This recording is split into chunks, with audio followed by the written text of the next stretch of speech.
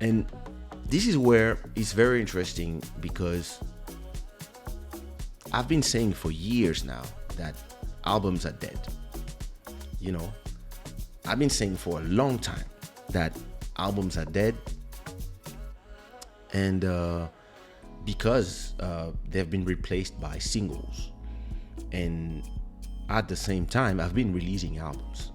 So it's not being a hypocrite. It's just realizing that the way people listen to music nowadays, and the way people have very short-term memories, make you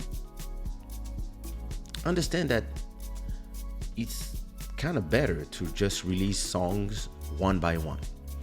And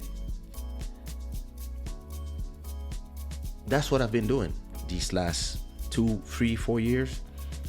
I release the songs every week. I release songs, collaborations, songs for me. And then after 2 years, 3 years, 4 years, depending on the state of the world, I just collect everything that I have done. And I take like 20 songs, and then I secretly worked on another 20 songs that are unreleased, and I release 40 tracks album with 20 songs that are new and 20 songs that have been previously released. And for those who listen to the music monthly or weekly, there's 20 new songs. And for those who only appear when the event of having a new collection of songs, they only appear at that moment, that's 40 new songs. And that's what I did for the last album, African Prince. And that's what I'm going to do for this album coming, Bantu Royalty. And this time I decided, I released so many songs in the last 4 years since the last album, that I could do a 60 songs album. And so I said to myself, I'm going to release 50 songs. Probably 25 to 30 already released, plus the 20 songs that I've been pushing on the side. And that's a lot of songs. It might be even overwhelming for people, but I want people to see it as playlists. The good things when there's so many songs, and in a world where, like I said, albums are dead, it gives you the opportunity as listeners to pick and choose, because that's how people listen to music. They listen to like 1 minute of everything, and then they choose the songs that they're going to put in their listening playlist, or the songs that they prefer, and they will listen to those ones. And I believe in freedom for artists. I believe in freedom for art, but I also believe in freedom for listeners. I love when the listeners of a project listen to your project from track 1 until the last track. And that's why I do the listening parties, because it's super frustrating when you create a project and people only listen to the song that plays on the radio. That's why with time I move myself away from the TV single and the radio single conversation, and I decided to only move inside of my space with the people who come to my live streams, the people who come to my YouTube channel, the people who follow me on Instagram.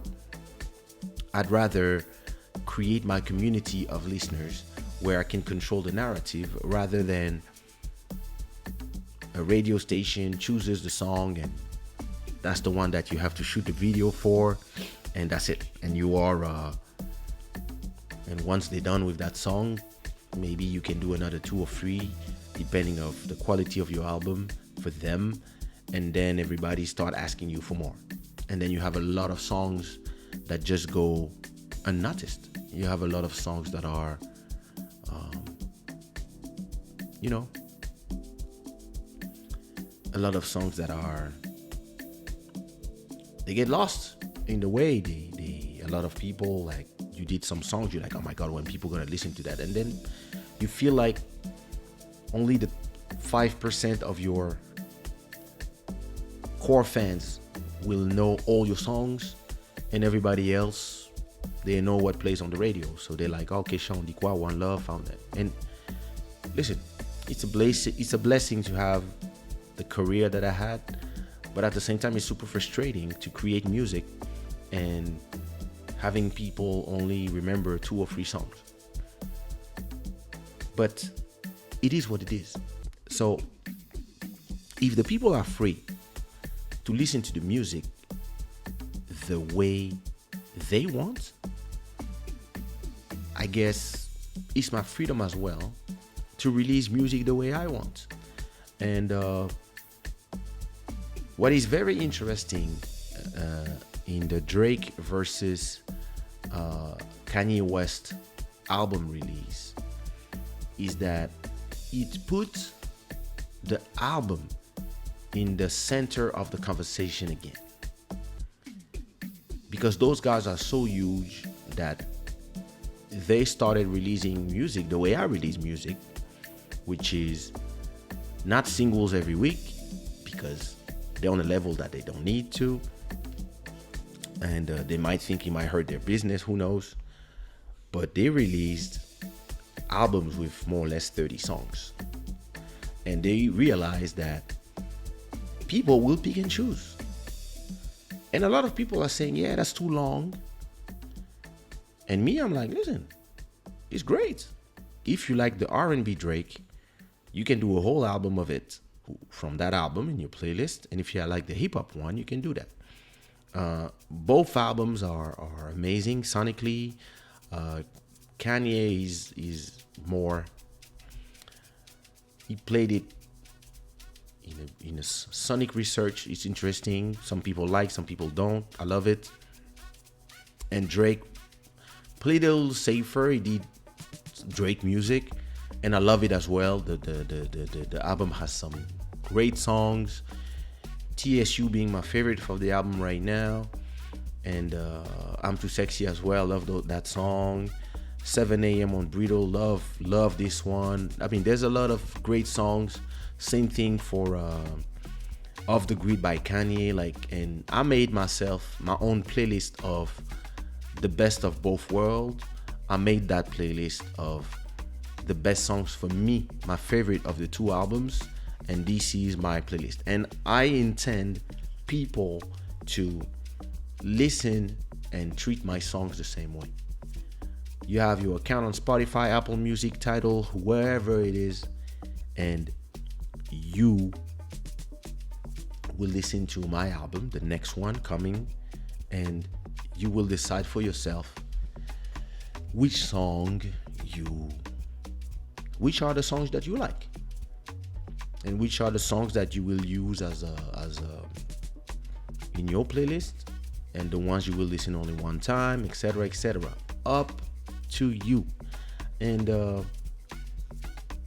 I understand that as a singer, as a creator of art, my legacy songs, most of them are already done.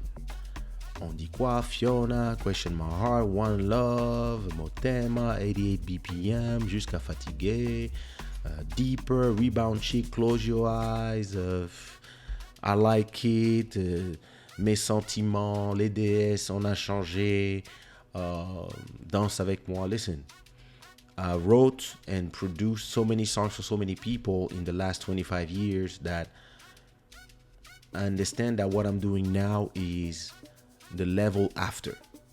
And I could stop doing albums completely and just enjoy making money from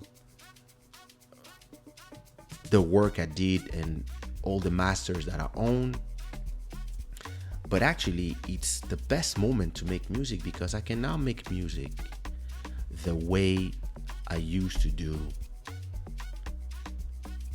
25 years ago.